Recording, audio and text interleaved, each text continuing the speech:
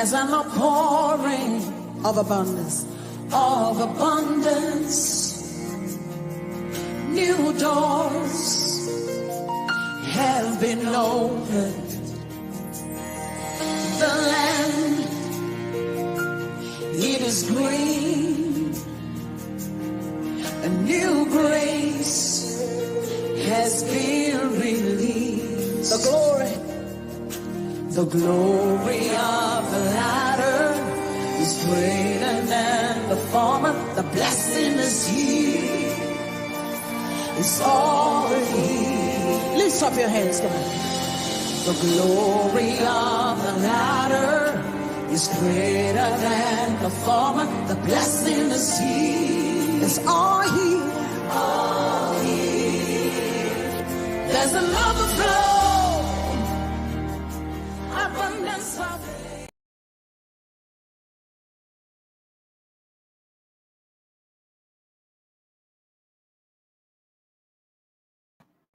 Hello, everyone. Good evening. You are welcome to this session at the Winning in Parenting Conference.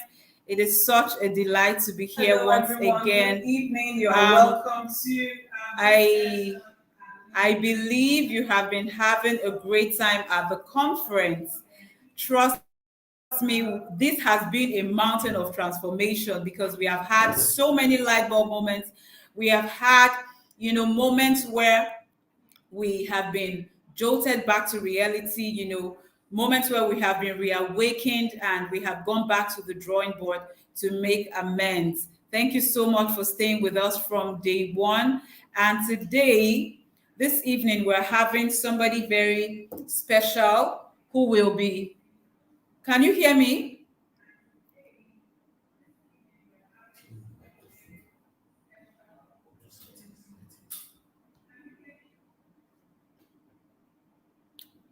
Okay, so we're having somebody special this evening who will be talking to us about a very important topic. He's going to be talking to us about inside-out transformation for parents. We all know that, for transformation to be real within. I mean, you can't change outside and still remain, thank you can hear me, and still remain the same inside. The change that you desire has to come from within. And, we all say that we want to be role models to our children. Our children will definitely mirror us. And so what are we giving them to mirror? What are we showing them to mirror? What are we giving them to copy? Because children are great copiers. So if you're talking about emotional intelligence, for example, as parents, if we're not able to regulate our emotions, we're putting our children in a position where they would also not know how to regulate their emotions. When we are going through hard times, if we are not able to put ourselves together, if we don't let out those information or those emotions in safe ways, we are going to teach our children to do the same. So inside our transformation is really important because what affects us as parents affects our children as well. Whatever good we do to ourselves, whatever improvement, whatever personal development journey we choose to go on is not just for ourselves, but will also rub on our children. And so we have OlaDapo Filani with us this evening. He's going to be talking to us about this very important topic. So I'm just going to put up his profile so that we can get right in. If you know anyone who should be here, please send the video to them, all right? Get them to join us in this important conversation.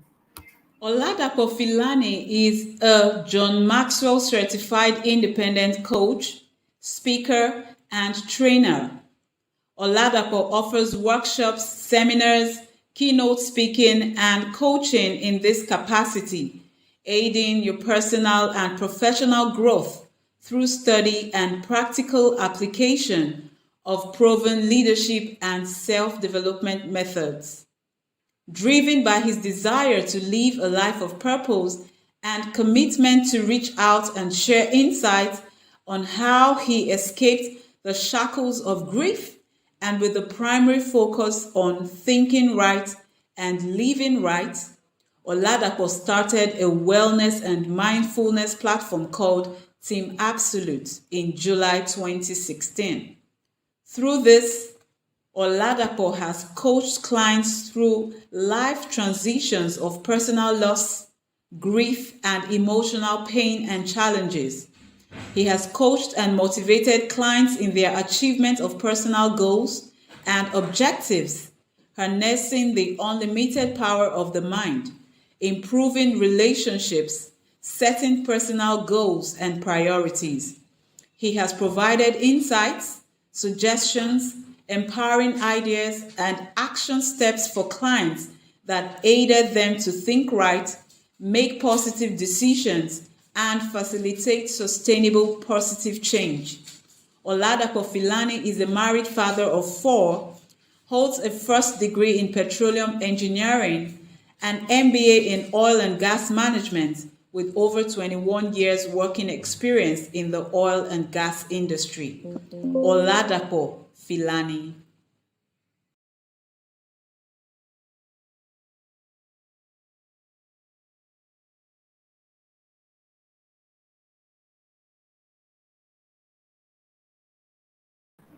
All right. Thank you so much for being with us, Sarah. Thank you. Thank you for being with us this evening. It's such a delight to have you once again at the conference. Thank you. So I'm just going to leave you in the studio so that you can get to it. So everyone, we have OlaDapo Filani with us this evening. Thank you, Sarah, for taking time out of your busy schedule to be with us once again this year. You're welcome. Thanks a lot, Sandra. I'm happy to be here with everyone. Okay. I guess I can have the floor now, Sandra. Can you hear me? I can hear you.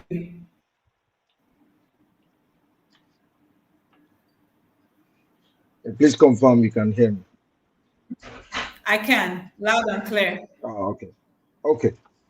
I think out of everything you've said tonight in terms of my intro, the best part of that is the fact that I'm privileged to be a father of 4. Privileged to be a married father of 4. Because I think for me, the most important responsibility I have and the most part of my vow is the fact that out of everything I've achieved in life, I think the most important blessing that God has given me is the fact that I'm married and I'm privileged to be a father of 4. Because I see parenting as a privilege. It's a privilege not everybody enjoy. It's a privilege that everybody desires. But when you have it, you must. I personally see it as a privilege, and it's something that needs to be handled with care. I also see parenting as a journey. It's not a destination, it's a journey. It's a journey in which you go through different things. And when I say it's a journey, if for instance, it's something that one has to be prepared for. If, for instance, I know that I'm traveling out in a few days, you first go out, you buy a ticket, you find the airline you're going to fly with, you choose your destination, you find a hotel, you go through a lot of things that you need for that journey. Same thing, same kind of principle is what I would say we need to apply to parenting. It's a journey that requires daily preparation. It's a journey that requires one being intentional on how you embark on it. Secondly, parenting for me, it's a learning and an adaptive process. So it's a process whereby you need to continuously learn and unlearn things and acquire more knowledge and apply knowledge and reskill your retool and reskill from time to time. Okay. It is also something that when you choose to be a good parent, and I say this carefully, because you can decide to be a parent and not be, you can be an absent dad, you can be a deadbeat dad or a deadbeat mom. But when you choose to be a good parent, or a good father. It is a sacrificial responsibility. It's a responsibility that requires that you be fit. You have to be emotionally fit, financially fit, spiritually fit, and physically fit. And you know very well when it comes to being physically fit, we all go out to say, okay, I want to join the gym, I want to get on a diet, I want to get on the physical diet, I want to get on an exercise regime and all that. So I say parenting, just the same way we adopt a regime to get us to be physically fit, you need to adopt a day-to-day set of habits and a day-to-day set of choices that will make you remain fit as a good parent. Okay, and that takes me to what I want to talk about today. There's only one person that can transform your life. Okay, and today I'm focusing more on parents because the key thing is this: you cannot pour from an empty cup, so you cannot give what you don't have. So for you to be a good parent, for you to be a role model, as Sandra mentioned at the beginning of this session, you have to fill yourself up. You have to prepare yourself. You have to equip yourself from inside out. And there's only one person that can transform yourself, and that person is you. What I'm going to share with yourselves today is about what you need, what I believe has helped me as a parent. Am I perfect? No. Am I under the same kind of pressures that every parent would go through today? Yes. And I must tell you, at a time like this, more than ever before in the world, where there's a lot of uncertainty, where there's a lot of challenges, where there's a lot of anxiety about what the future holds and all that, as a parent, you need to step to a different level of self-care, a different level of self-development, a different level of getting yourself fit and prepared for the journey. Because you have to stand firm and be able to give hope to your children. You have to be able to, your children must see that you reveal yourself as someone that has hope and there's a hope for the future. Children do what we do, not what we say. And as Sandra said, children watch us from time to time and see what we do, especially in our moment of despair, especially in our moment of temporary challenges. Children watch what we do and they tend to learn and adopt those things. First thing which we all need to change if you want to transform from inside out, we have to get rid of limiting beliefs. We have to get rid of limiting beliefs that was shared, inculcated in us during our growing up years. We have to be careful as parents not to transmit or transfer these limiting beliefs to our own children, and it becomes a generational thing. I'll give you a simple example of one limiting belief that we all must know of. Growing up, I was told, for instance, don't talk to strangers, don't relate to strangers. I have to tell you, there's supporting research that particular don't relate to strangers can limit your ability to network, to build the right network, can limit your ability to relate to the other parties. So you get people that say, I'm very shy, I can't relate to everybody, I'm crowd shy, I'm shy when I'm in the midst of other people. It's a case of the fact that we have been told, we've been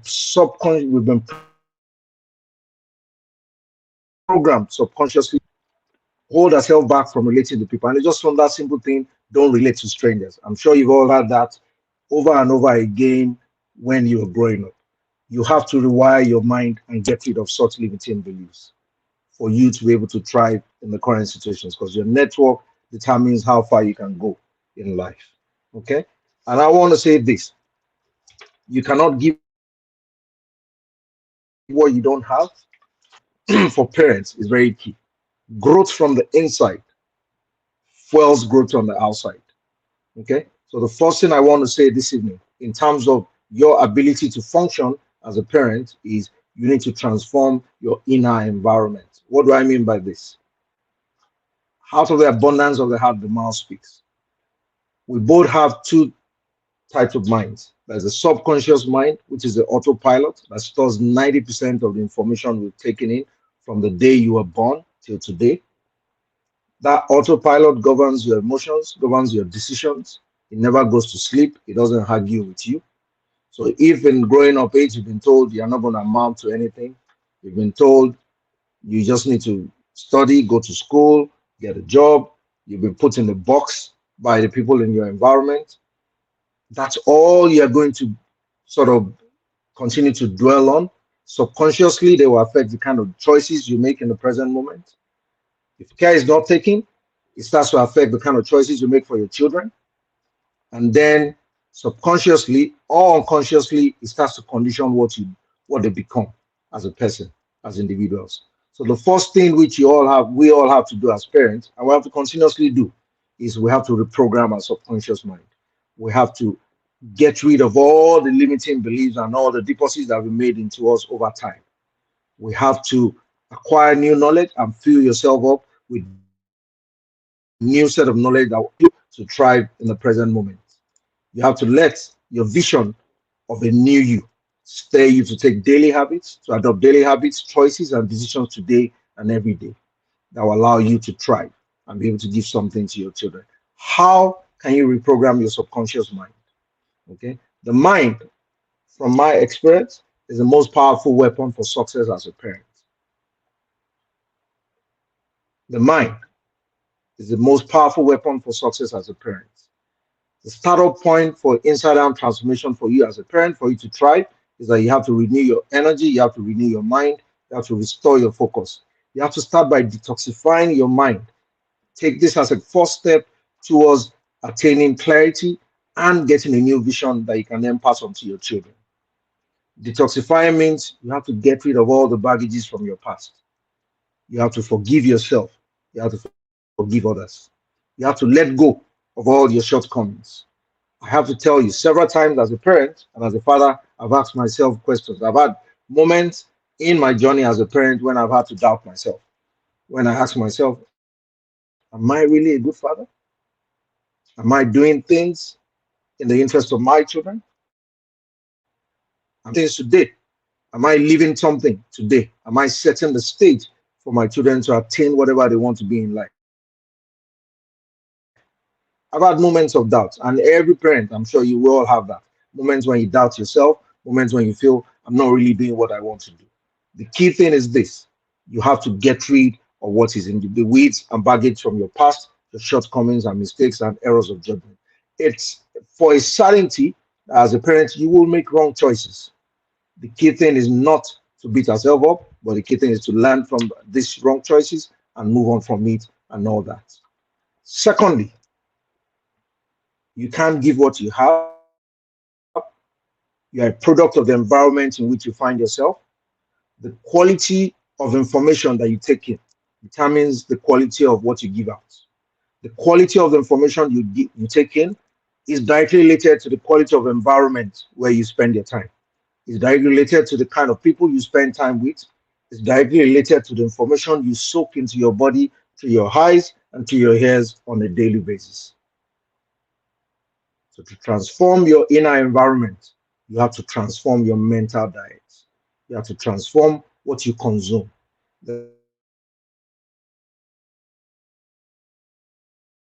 There's supporting research that will start the kind of information you take into your body, to your eyes, and to your ears. You also have to start being intentional with the kind of friends you spend time with. I'll tell you a story, just an experience I had just yesterday. So I went for a session after work with a friend of mine I haven't seen in like 2 years. And of course, we had a good meal, we had a good talk, we shared experiences in the last 1 year. We talked about work, family, we talked about a lot of stuff. And he then asked me, okay, Dako, what about this your something that you had before? I had a particular card before. And he said, why is that your card now? I said, well, you know, sometime last year I had to make a difficult decision. I sold it off because I had to do something that had to do with my children and I disposed of it. And he looked at me to say, that is sacrificial. And I told him, to be a good parent, you will make very difficult choices. And in my own view, I made a good choice. It was sacrificial at that time. And of course, God has a way of rewarding what one has to do. The other thing, which we also discussed, is are we really doing the right things to set our children up for the demands of the future? I make bold to tell all the parents on the call and everybody that has a child that is on the call, or anybody that's going to have a child in future that is on the call, What is required for our children to thrive in the future is different from what we were exposed to when we're growing up. The standards that is required for a child to thrive, to be on top of their game in the near term and in the future, is completely different from the way we were brought up. So we cannot afford to try and bring our children up with the kind of standards, with the kind of knowledge, and the kind of approach in which we were brought up. For us to survive and thrive today as parents, you have to learn, you have to acquire the skills, you have to be tech savvy, you have to be knowledge savvy, and you have to apply new set of knowledge on what is required for the future and be able to pass that on to the children that we have today. Do you have uplifting people in your circle of influence? Do you have uplifting parents in your circle of influence? Direction determines destination. To change the direction of your life as a parent, you have to audit the people you have in your circle of influence. Are they people that help you to enhance yourself spiritually, physically, emotionally as a parent? Do they share information, quality information that can help you build yourself up and build your children up? Because the quality of people you spend time with, directly or indirectly, determines the quality of people your children are exposed to per time. So you need to take note of that and sort of find a way to build a good network around yourself. The mind is a powerful weapon for success. You have to stand guard at the door of your mind. Your mind is a powerful weapon. It is up to you to keep it loaded with the right ingredients for success as a parent. Your mind is a powerful weapon. It is up to you to keep it loaded with the right ingredients for success. And it has to do with what you read, what you expose yourself to, what you watch, and the kind of information you share and you expose yourself to per time. You can build radiant health. You can build success and happiness by the thoughts you think in the eating studio of your mind.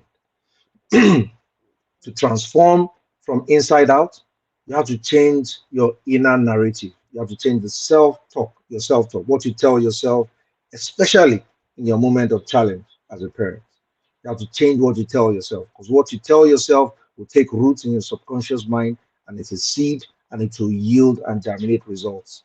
Okay, the subconscious mind is a retrieval and storage resource. It stores everything one is exposed to per time. The mind is a powerful weapon for success. What consumes your mind controls your life. Research has shown that the subconscious mind is influenced by repetition and stimuli. So one other way to reprogram your mind and change your inner environment is to ensure that you feed on a repetitive basis good information into yourself. So it's about what you read. If you want to grow spiritually, feed on the word.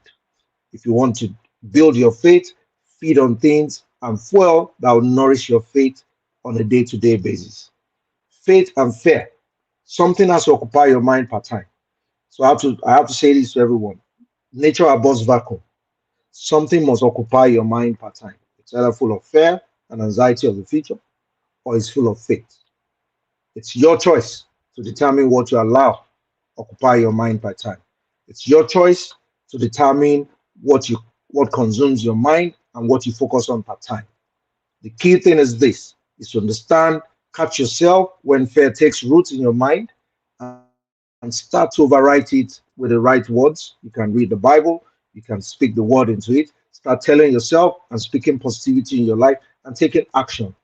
Taking action to ensure that at least you do things different. Okay? Action creates motivation. Knowledge without action is useless. There's only one person that can transform your life. That person is you, and that's you that can take action on a day-to-day basis. Guard the pathway to your subconscious mind with all diligence. But first, to do this, you must be intentional with what you consume daily, the kind of music you listen to, the TV programs you binge on. Now we have a plethora of options available to all of us. Just as we are exposed to a plethora of options, our children are even exposed to a different set of things. And trust me, it's not just you telling your child not to do something. They're watching what you are watching also. They're observing the kind of habits you have. Okay, mommy says I shouldn't eat this kind of food. Is mommy binging on bad food also? Mommy says I shouldn't speak in this way to people. How does daddy react to people? How does daddy handle difficult situations? Does daddy reflect hope, faith, strength in times of difficulty? Or daddy shows despair at the slightest challenge that comes his way? Children are watching, and trust me, there's supporting research on this that children pick up habits. We are all a product of the environment we grew up in. And there's a lot of things I believe I do as a father today I probably have picked up watching my dad being a father, watching the love of a father that I have when I was growing up. There are a lot of things I might have picked up from my dad. And let me give you a simple one growing up. I know for a very long time, growing up, to buy a car, I was told for a long time around me was always that automatic gears are difficult to handle, front wheel drives are difficult to handle. And for a long time, my dad refused to buy a car with an automatic gear. The very next day, he bought a car with an automatic gear. The very no, I have been on the wrong path all the while. This is actually something that is very useful, easy to maintain. It just requires a different approach to maintaining it. So, what I want to say to all of us today is parenting of 2022 requires a different approach of parenting of 1980. It requires a different approach of parenting of 1985. It does require a different approach of parenting of 2020. And I make bold to say, with what is ahead of us, what is ahead of us is bigger than what is behind us.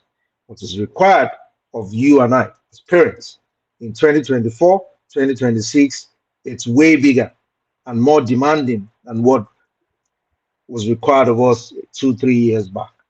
It requires that one is up to date, one is well equipped spiritually, physically, emotionally, and it requires that one is prepared for the journey ahead. The mind is a battleground for success as a parent. The mind is a very strong weapon for success as a parent. The inside, what we put in our mind, determines what we do on the outside. Our ability to stand firm, ability to stand tall as a parent today and in the future is determined by the choices we make on a day-to-day basis. It's determined by what we consume on a day-to-day basis. It's determined and influenced by people we spend time with and the material we read and we feed on a day-to-day basis.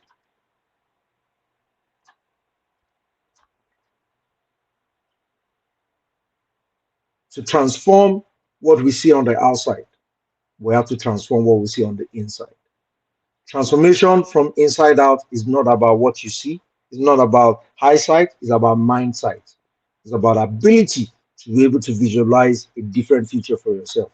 It's about ability to know that you can plant a seed. There's a seed of greatness that you can plant, that you can help nourish in your children, but you cannot give what you don't have. You have to have a new vision for yourself. You have to practice positive visualization repeatedly.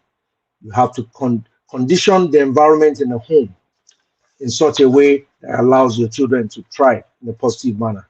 Condition what you have, condition the materials in your home, condition what the children are exposed to, condition the kind of environment you allow them go into. Teach the children how to handle, how to build their faith.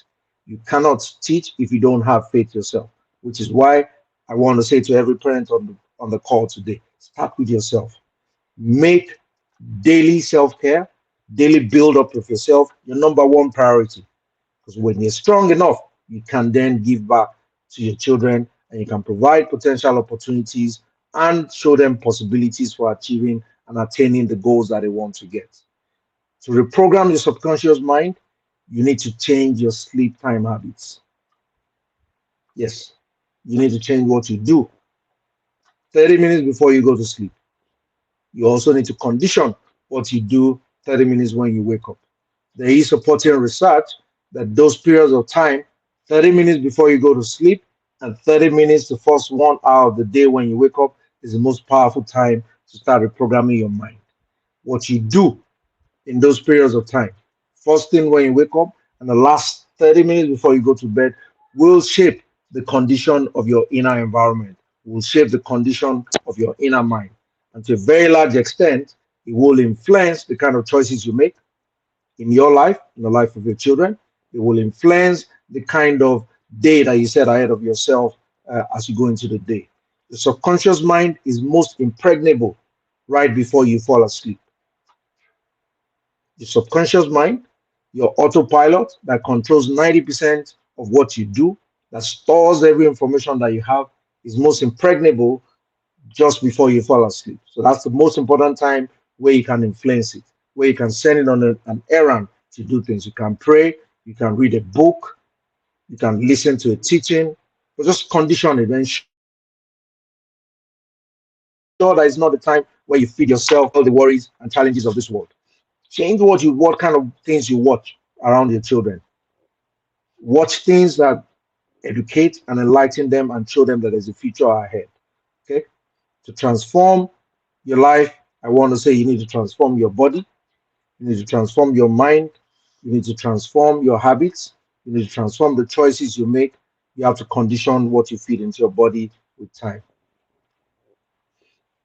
A few years ago, I went into depression. And one thing which I found out was in that moment of depression, my kids were watching me. And one of the days, my eldest daughter was 9 years old then. She walked up to me and said, Daddy, I see you're going through a bad patch. Of course, I had gone through a life-changing experience at that time. And you know what she told me? She said, Daddy, my mom is gone. She's passed on. Nothing must happen to you. You have to hold yourself together. 9 year old. A 9 year old girl, she's by the grace of God today, 19. She's in college.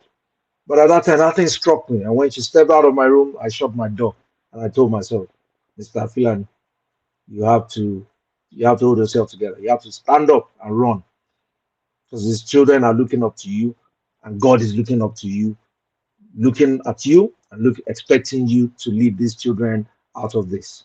And by the grace of God, I have to do a lot of stuff to do that. I have to tell you one thing.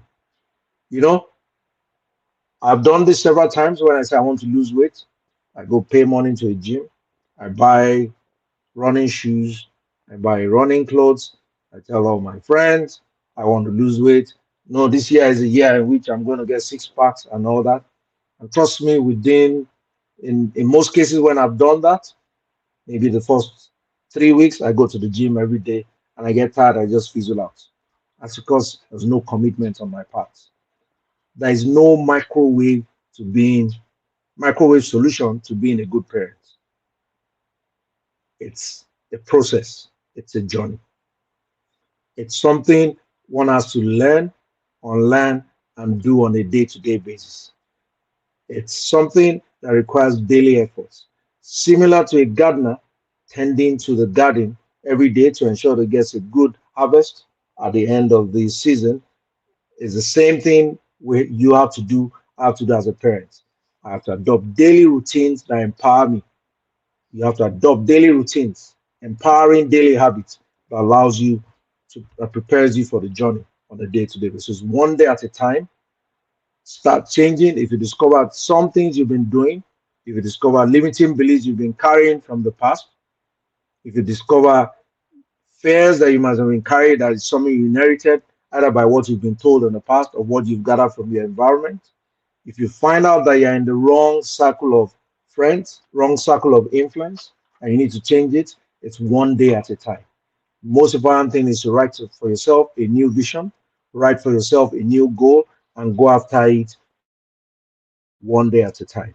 In any given moment, you have the ability to transform yourself.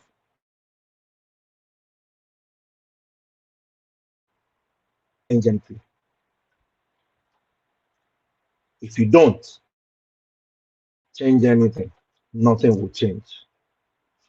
If there's something I was to tell my younger self today, if I had the ability to go back 5, 10 years back, there's something I'll tell myself. It will be OlaDapo. Every day, guard your mind. Every day, be intentional with who you spend time and associate with. OlaDapo, dream big as an individual. Dream big as a parent. Seek and apply success-oriented knowledge on a day-to-day basis. Run with faith, unwavering faith in God. Run after your vision, run after your goals with unwavering faith in God. Stay committed, stay consistent, and stay focused. Thank you for your time.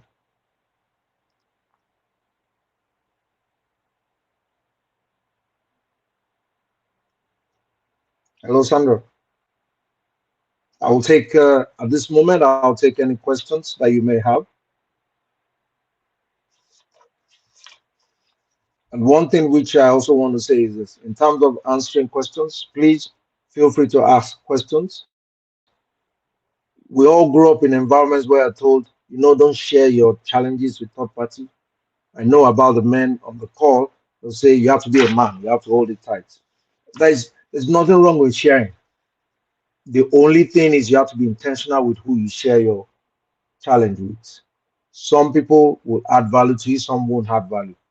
But not sharing at all and bottling up what is disturbing you or what is creating unease in your mind without finding somebody that you can talk to that can be of help with you or advice to you, it's not something I would advise. I would say it's always good to share. Okay. So at this point, I'll take any questions that you may have or any comments from anybody in the audience. Thank you very much.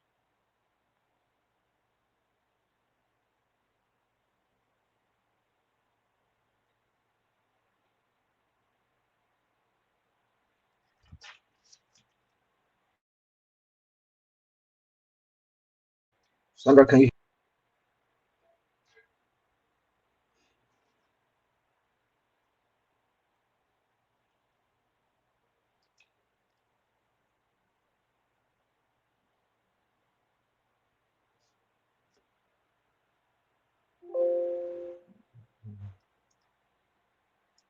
Hello?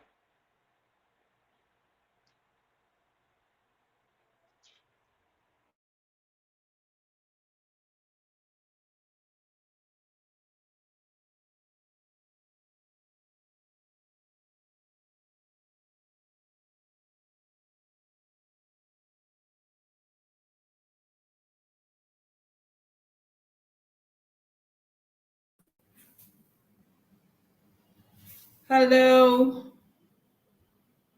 Hi, Hello, Doc. Sandra. Sorry, I was kicked out for a moment. The network kicked me out for a moment. Okay. I can hear you. I was here when you were asking if anyone could hear you. Okay. Thank you. Okay. Good. I can hear you. I was here when you were asking if anyone could hear you. Okay. So I'd said that I'd open the floor for any comments or questions, or if any of the parents on the floor wants to share of their experience, I'm happy to have a conversation. And one thing which I'd mentioned is it's always good to share because what you find Yeah. is that there's been periods where I found out that I was going through a certain thing as a parent, and I thought most times you think my own challenge is the biggest in the world, or you think you're all alone. You might just need to find out that okay, there's somebody else that's gone through the same thing and they found a way of solving it.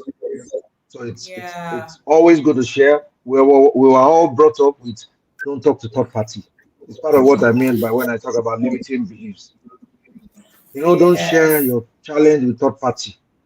That's the way we've Mm-hmm. been conditioned in this environment where we live, and that's why a lot of people are dying from the inside. A lot of us, we Yes. bottle up all the challenges we have. We bottle up because of that way we've been conditioned growing up. You have to cover yourself, don't talk and share your things. No, no, please. First thing you need to change is the most important thing is to find the right person to talk to, find the right kind of help that you need. And nowadays, you don't necessarily even have to talk to physical. You might go online, you could read a book, you could find out that someone that's gone through the same kind of challenge that you've gone through, and they might just have a simple solution for you. What has been Yeah. told is when you talk about disease is unease in the mind. It starts with unease in the mind. And unease in the mind starts when we bottle up things and we don't share. So my advice is find someone to talk to, If you have any comments or you have anything you want to share with us, please feel free to share. I'm happy to give of my experience. Thank you. Thank you so much, Dapo. Over to you, parents. Do you want to share? Do you have questions? It's so difficult these days to get people to speak, even the young children. Okay. Somebody just dropped a question on the WhatsApp group. She said her question is how you are able to come out of depression. She's asking how you were able to come out of depression. And that's thank you for that question. That's a very good question. I think the first question is how did I get into depression? Oh And how yeah. did I realize? How did I realize I was depressed? It just okay. I'd lost my then wife passed away. She had cancer. My dad passed exactly a year after my first wife, and it was after my dad passed that I went into depression. I just woke up one day and I had no interest in anything in the world. I'll go to work. I'll look my Monday best. If I talk about this period with my colleagues at work, they say it's not possible. You are not going through anything because I used to look my Monday best. I was still performing at the top level at work, but inside of me, I was dying. I was going in and out of hospital every day for 6 to 8 months. I was on tramadol, recommended, though, not tramadol, twice a day for 6 months because I was in a lot of excruciating pain. Wow. Okay, but it took me going to three set of people. There are three set of people that influenced me getting out of depression. One was my doctor, then a Nigerian doctor, is still very much alive today. It's a Muslim, who one day told me that, Mr. Filani, what you are looking for? Because I kept going to the hospital to say, you need to tell me what's wrong with me. My mind is back pain, is headache. I don't know what's going on. Just give me a name of what was going on. And the guy then called me one day, say, if you don't, you're looking for what is not there. Because I was doing a lot of tests and they couldn't find anything. And they kept saying, you're looking for what is not there. If you keep looking for it by the principle of self-fulfilling prophecy, you will create it. So the mind can make the body sick. That's something I found out when I was in depression. Okay. The mind controls the body does not control the mind. Anything that distorts your mind can distort your body. Okay. So he then told me, you need to stop looking for what is wrong and change your focus and take your attention away from your problem. Because what you focus on expands, what you diminish in terms of focus reduces. What you talk about expand. What you talk to, you kill. That's the first thing that happened. Then I then had the privilege of going abroad for medicals because I wasn't convinced with what they told me. This doctor here is telling me patwa. So I went abroad. And then abroad I did all the kind of tests in the world. In fact, those kind of tests, I don't think I want to do those kind of things. Brain check, talk of any kind of test in the world, they did not find anything.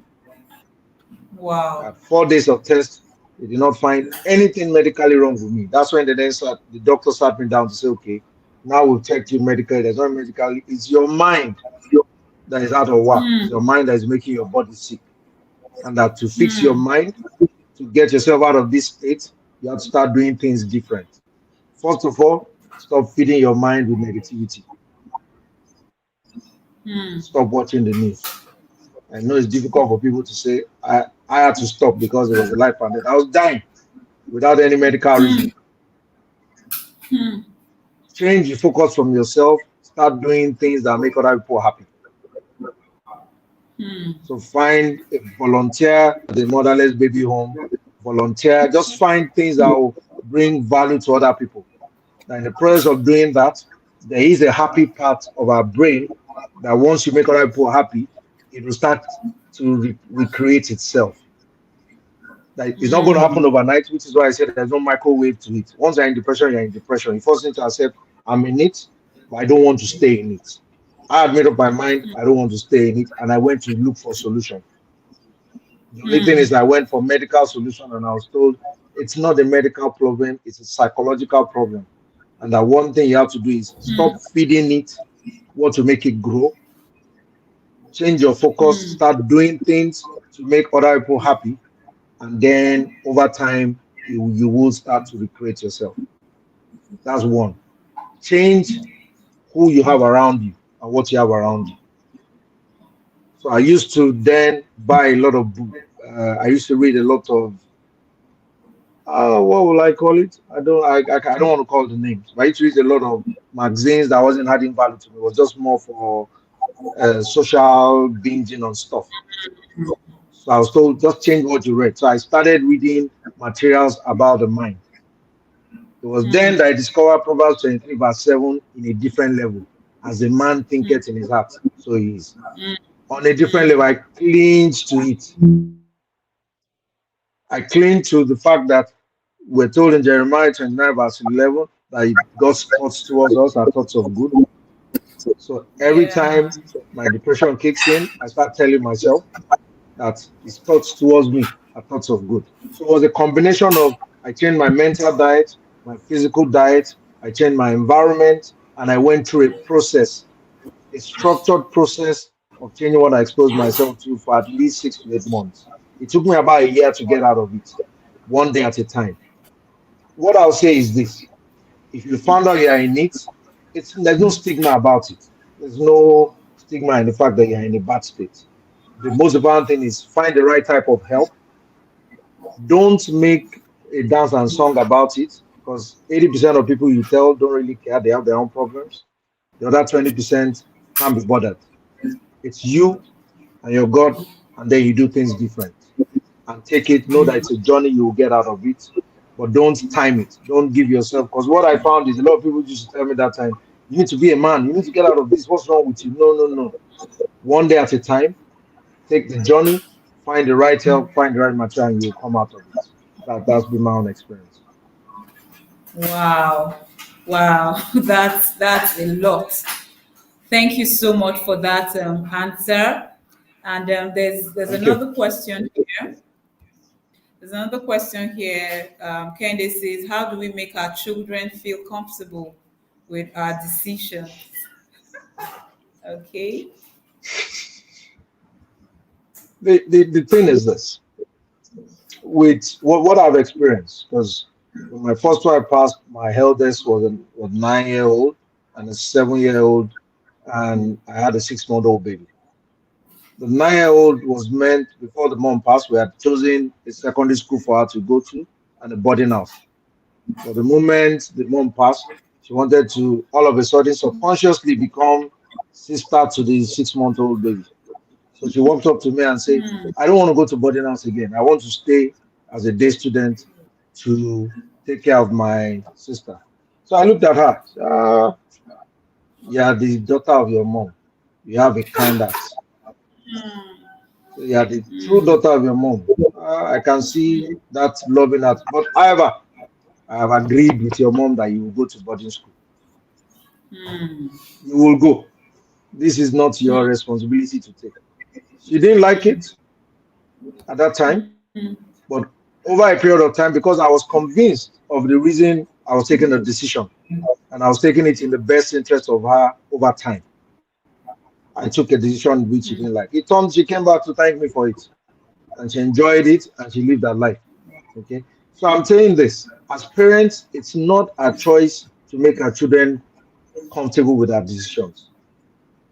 I think, from my own experience, it's for us to take informed decisions in their best interest, especially at different stages of their life. There will be a time when they have to take decisions by themselves. But when they're still within Then, the tutelage of our guidance, we have to take decisions, but we have to take informed decisions, which is why I mentioned when I was talking to say it's about getting informed, knowing what is required. I'll give you an experience I've had recently. When I took my daughter for school, for the interviews for schools, I was told that it's not just about academics anymore. So it's not that you're an A star and all that. It's about what else do you bring to the table. Can you do drama? Can you play music? Can you? I was shocked. So I walked into a room of 300 smart students. So the person doing the interview say, all these 300 people, they're all A star. Simi, what else do you Wow. know? What do you bring to the table? The decision for her to do drama was taken 5 years before that experience. Decision for her to Wow. learn music and do all that was taken before that. But when I was taking it, it was more of me saying you need to do extracurricular. I was not necessarily informed, but the Mm, outcome of it came 5 years down the line. So I'll say this: it's my responsibility to take decisions on behalf of my children for now. They will get to a stage when they will take their own decisions and live with it. When they don't agree with my decisions, what I tell them is this: for every decision, there's a consequence. The consequence of the decision I take right now as a parent, I bear it. The consequence of your own decision in future, you will bear it. Okay? So know that every decision you take has a consequence. And not taking a decision is a decision itself and it has a consequence. So my advice to the parent that asks the question is this: as far as I'm taking a decision in the best interest, within the ambient of what I know is good for them and in good inside of God, I don't necessarily have to make them comfortable. hmm. Wow. Wow. That is so, so, so explicit. Wow. Thank you so much for that answer. It's amazing, Thank you. honestly, because um, you know, this is sticking with me. Take informed decisions in the best interest of your children. So they don't necessarily have to agree with you, but as the parents, that has been given the authority to watch over them, Mhm. to shape their destinies and groom them, it is in our place to take informed decisions. That is so profound. Thank you. And you said some Thank other you. things. Please, if you have more questions, please let's hear in the comments. Thank you. You said, we need to change our inner narrative. You know, what consumes your mind controls your mind. And I want to relate this to how parents, relate with their children. So we have parents who, because we all know the potency of the words of our mouth, we know how Mhm. um, powerful our words are. And then we have parents who, because of the things they are going through, because they are probably stressed, there's trauma lying somewhere inside, and there's just so much going on at the same time for them. And once their children step on their nerves, they just go overboard and start saying things they even don't want to say. But what you just That's correct. said, that what consumes your mind controls your mind. So, what consumes your mind about your children? Because when you keep thinking that this child is just so stubborn, this child will just not listen, this child, why, why did God give me this kind of child? When you allow thoughts like that, control your mind, you allow those thoughts consume your mind. It gets to a point where the only thing you see about that child is the evil or misbehavior that child is doing. All right. We need to understand what Mr. Dako has just said, that when we decide to allow the behavior of our children determine how we feel about them, that is just going to control how we see them. And this is very important because how you see your children is how they are going to turn out. No matter the kind of problems or issues you're having with them at the moment, if you decide to see them that way, that's how it's going to be. And that's the label you are going to give them. But when you decide, to go or toe the other path, and regardless of what behavior they are portraying, you still decide to say the right things, see them from the right perspective, because really parenting is truly about perspective, how you see your children. When we decide to see the glass half full instead of half empty, I believe it will also cause a change in how we relate with them. We must never forget that what consumes our mind I think one controls thing our. which, if you allow me, Sandra, one thing which I can also add to that is there's a seed of greatness in every child. That seed vary from child to child. So you can have three kids and they're all different and they're gifted in different ways. Yeah. There's always that temptation. And I hear you when you say, okay, I've had a long day at work, I've had a bad time, I've gone through traffic, I'm probably looking for school fees, I have payments that are due, I have a lot of things coming my way. Um, I'll potentially have a short fuse at that point, and I flare up and I say whatever I want to say, what I don't expect myself to say to my child, or I react negatively.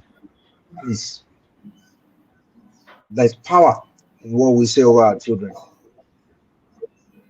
and a lot of children get damaged gradually, small over time, and they get damaged, and that damage can stay with them for life. My advice Yeah. or my own approach nowadays is find ways of venting your stress before you get to the house. At the point of trigger, guard what you say to your child. At the point of trigger, because you have power of life and death in your tongue. And what you say to your child, especially with mothers, what you say is very important because you have a cord between yourself and the child.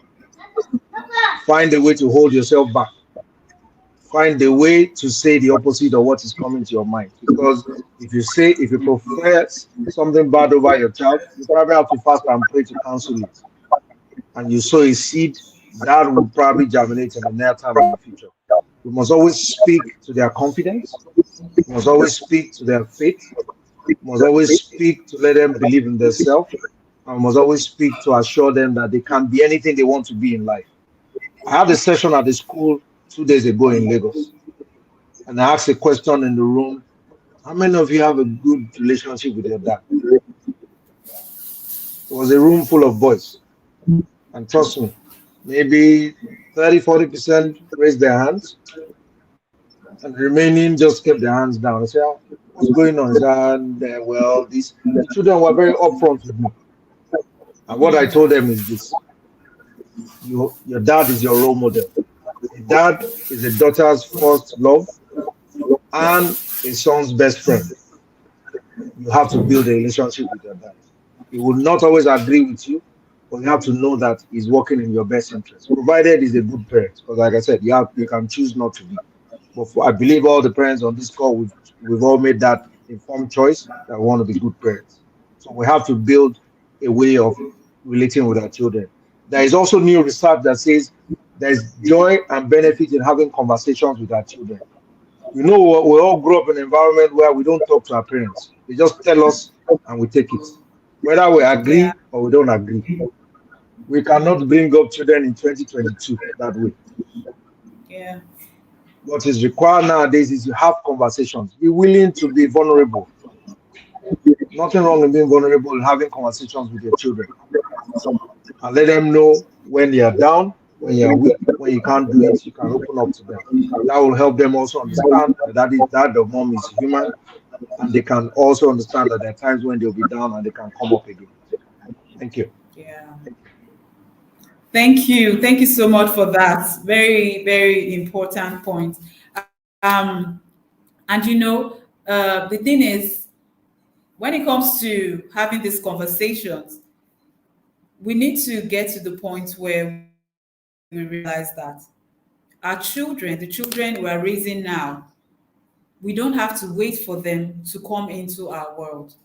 As parents, parenting truly is about us. We need to, leave our own world and enter their world, because there are so many things vying for their attention at the moment. And if we sit somewhere waiting for them to come to us, to begin all of these conversations, and have their questions, all the questions they have in their hearts and all of that, we might wait for very long. But we need to get to the point where we are able to leave our own world and get into their world by connection.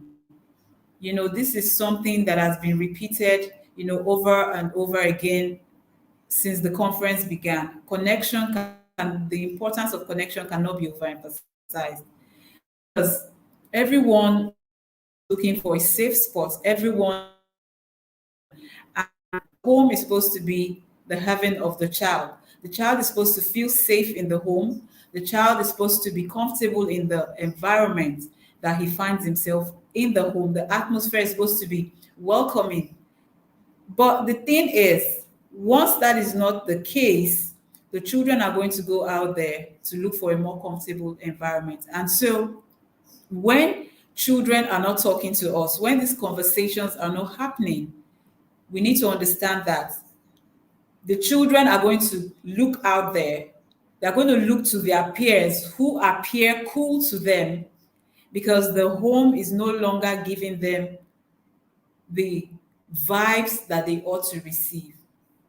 So I just want to add that we are not going to wait for our children to come and have these conversations with us because there are so many things outside that are ready to influence them. There are so many other voices that are ready to drown our voices as parents. But with all of these skills, parenting skills and tools in our parenting toolboxes, we are able to navigate all of these issues and know the right position to take so that we can actually have this connection going on well for us. Thank you so much, Dapo. You said something I really loved. You said Thank be you. intentional about the friends you stay around. Do you have uplifting parents in your circle? I mean, talking about, the words we use on our children. I mean, there are some circles you get into, or there are some friends you have. Once they step into the room, there are some things you can't say. There are some decisions you can't make because these people have an influence over your life. So I think this is also a reawakening for every one of us to really audit our circle. I mean, if the kind of friends we keep are the ones who would encourage us to, because a lot of things are happening. If it's not happening with you or to you, it might sound strange. We still have parental influences that you cannot even imagine the basis on which they are standing.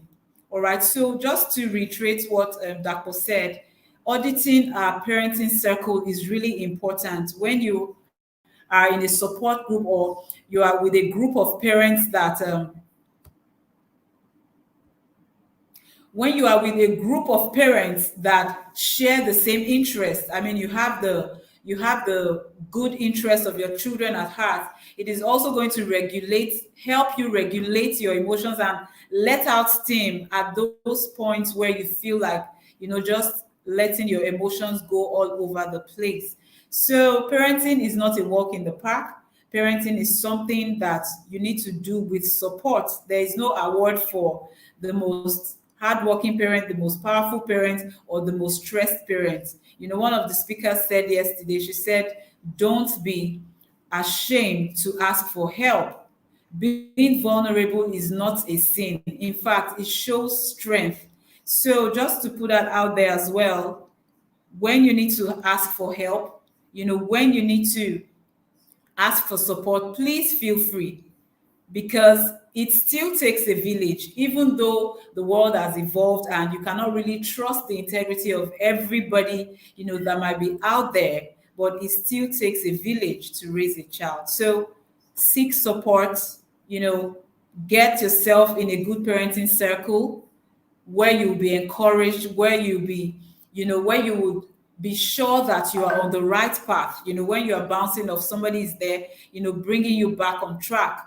It's very important because the children we are raising today are not the same children that were raised years ago because the world has really evolved. Thank you so much, Dapo, for everything that you shared with us. It was a great session. We had lots of Thank you. takeaways. Personally, I put down a lot of things that I'm also going to go back to. Thank you so much. And to our parents, for everyone that asked the question, thank you so much. So, Dapo, Thank you. I'm going to let you go now. Just give us your final words before you leave.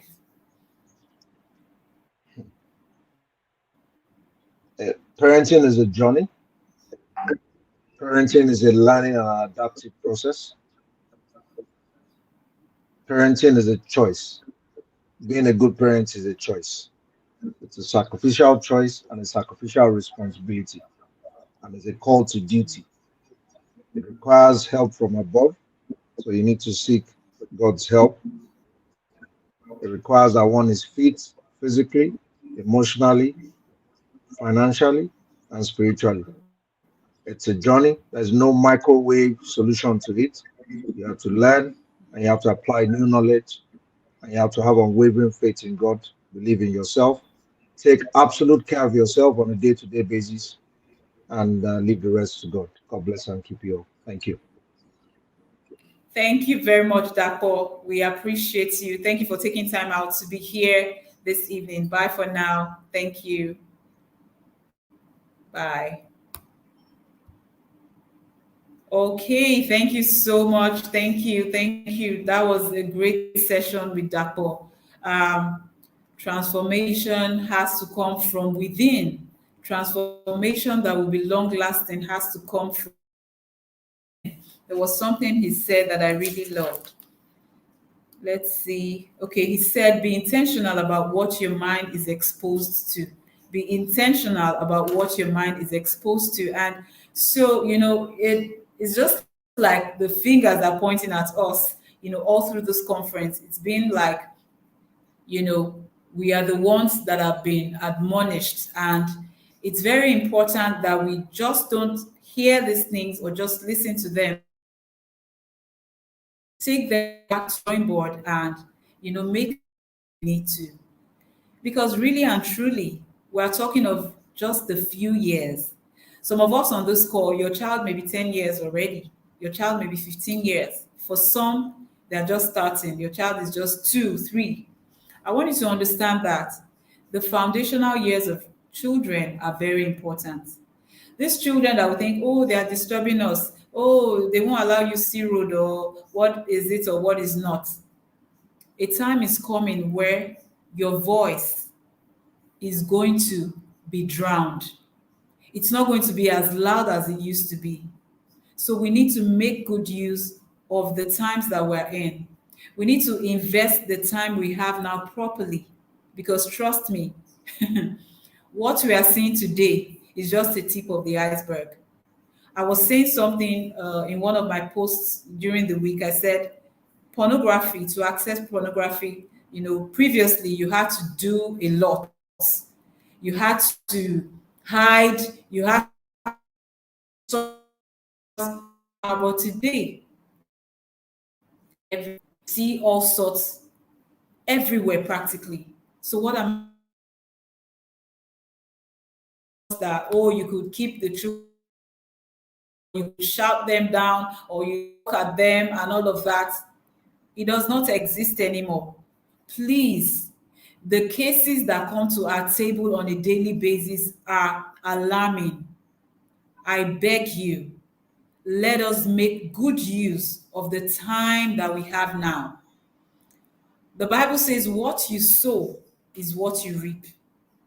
And sometimes, even when you sow a wind, you will even reap a whirlwind.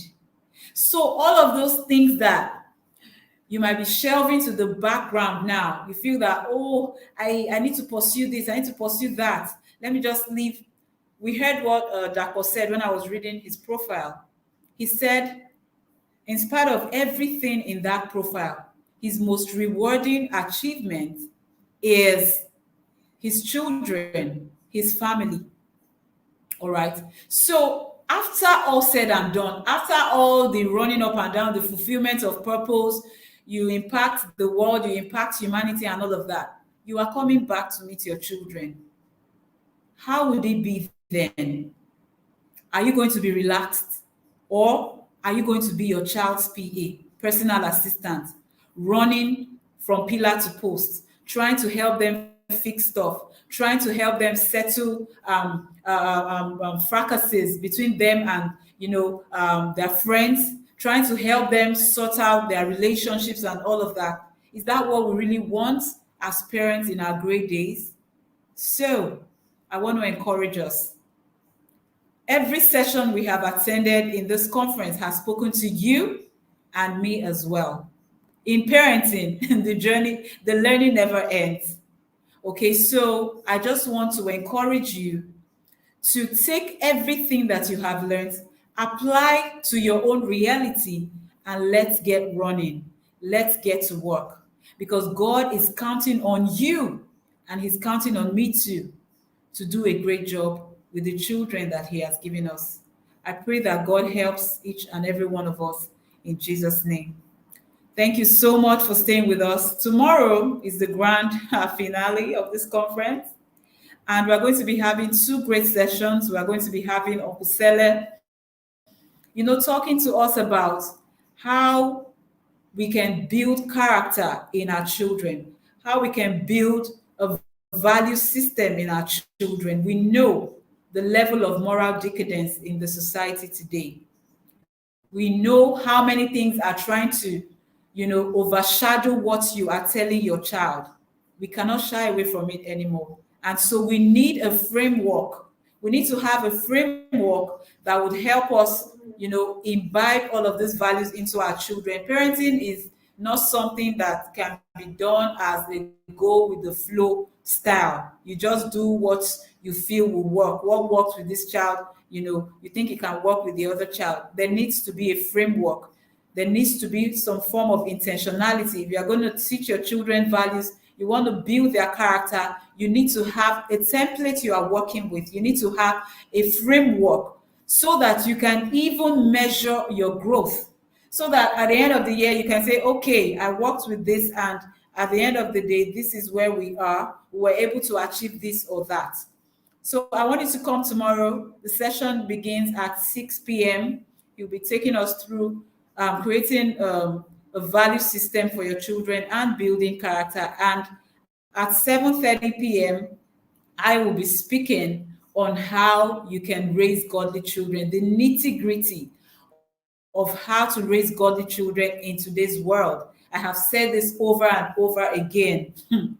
All those styles that they used to raise us cannot work today. If you were in Mr. David's session last night, you would understand what I'm talking about. He talked about a girl, who had problems. She had been at home for 3 months, and her mom was actually with her at home. But her behavior was very strange.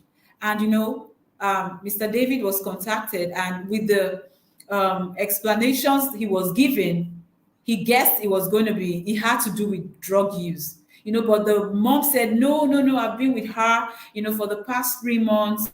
She's not into drugs and all of that. And he asked for the itinerary of the girl.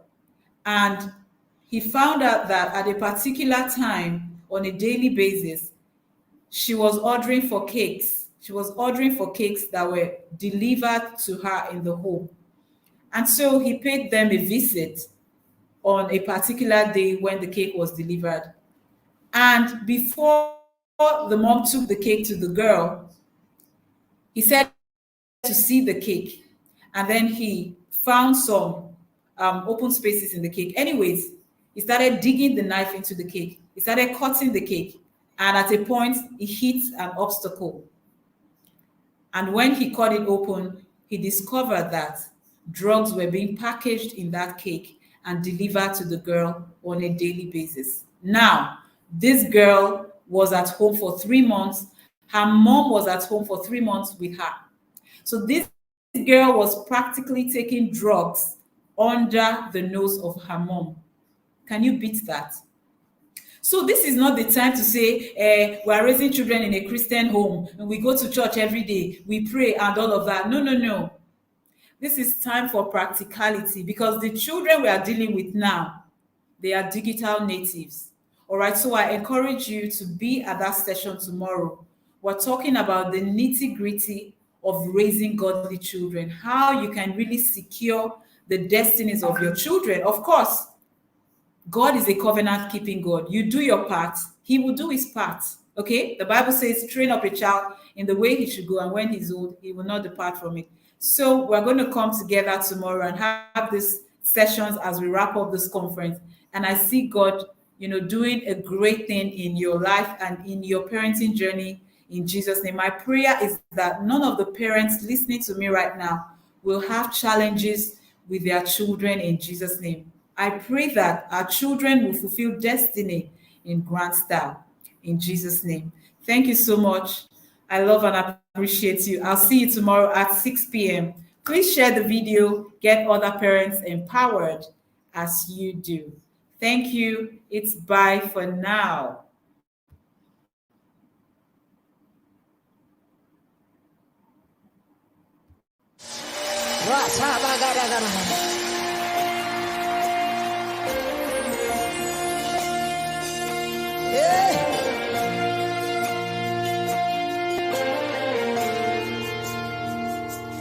There's an outpouring of abundance, New doors have been opened. The land, it is green. A new grace has been released.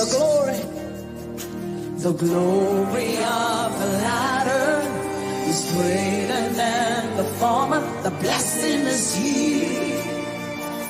It's all here. Lift up your hands, come on. The glory of the latter is greater than the former. The blessing is here. It's all here. All here. There's an overflow. Abundance of it.